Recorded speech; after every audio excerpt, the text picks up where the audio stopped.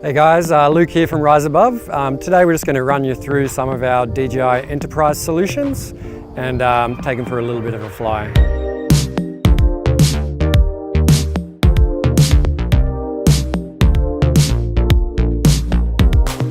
So here we've got the Phantom 4 RTK. This is one of the newest drones by DJI for high-level survey-grade accuracy surveying. So some of the benefits of this over the standard Phantom 4 are that it's got a RTK system built in, so you can get that really high-level accuracy. Also, you can do PPK with it from the factory, so it saves all the data that's needed to do that. We've got a 20 megapixel 1-inch sensor, and from the factory, the lens has been calibrated so that your focal length on each craft is calibrated perfectly to get your high-level Z accuracy. Your flight time on this is going to be around 30 minutes, so in that time you can get quite a bit of ground surveyed. There's a few ways that you can run this system.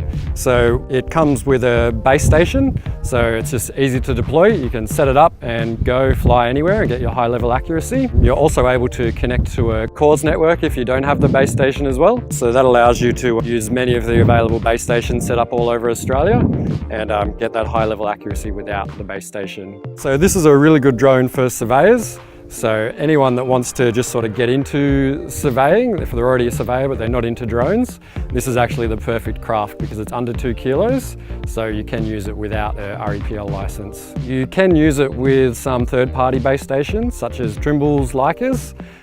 So as long as they're compatible with an N-trip network, you are able to connect them to the craft and use them as the base station rather than the DJI unit. So the controller for the Phantom 4 RTK also comes in with a built-in screen.